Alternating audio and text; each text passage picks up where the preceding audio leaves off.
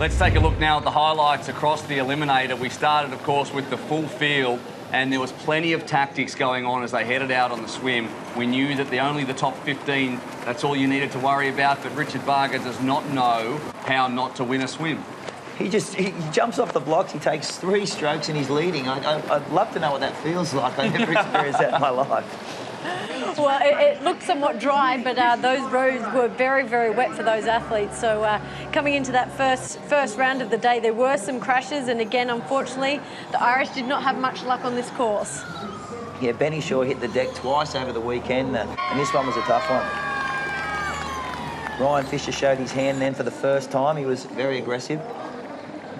Igor Polyansky, speaking of aggressive, was aggressive all across today, and he was aggressive all across the weekend. His brother struggled badly at times, but Igor certainly tried to push the pace, as did Matt Hauser, who didn't mind leading from the front. But Christian Blumenfeld, not once but twice today, decided that it was time to win one. Yeah, and without question, when you watch that first race, it was really a game of poker.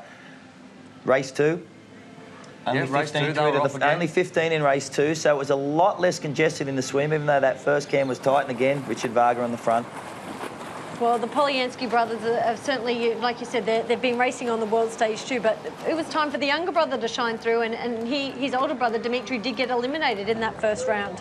It was a very tough second. It's always tough going up that hill first off as well. I don't know how they managed to do that each and every time, but this was, again, a game of tactics, but it was just a faster game of tactics, this one, as everyone tried to count heads all the way through into and out of transition, and again on the run. It was a game of who's on the bubble, how hard do I have to push myself, and Ryan Fisher always seemed to push the pace. Well, Ryan Fisher said to himself, look, I'm not as fast a runner as these guys. He tended to flow back in those runs, so he knew he had to be aggressive on the bike, and he was aggressive then in race 2.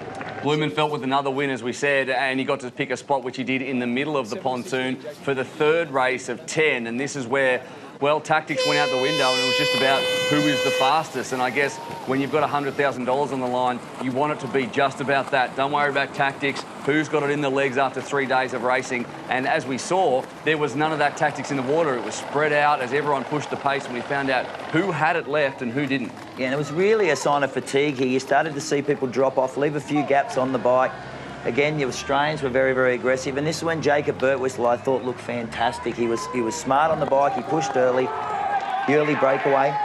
The 2 swimmers, Varga and Polyansky, tried to steal a lap, but they were brought in again by Ryan Fisher. Yeah, it's very hard to have a breakaway that stands. We saw it once yesterday on the bike with the pair of Aussies, and again with Fisher this time. He gave himself 16 seconds, but it looked like a lot less once Richard Murray decided to hit the gas. But it set up Ryan Fisher's entire race, and had they got off the bike together, you wouldn't have finished in the position he did. But those 3 there, the best runners of the weekend, and the pushing pace here was hectic.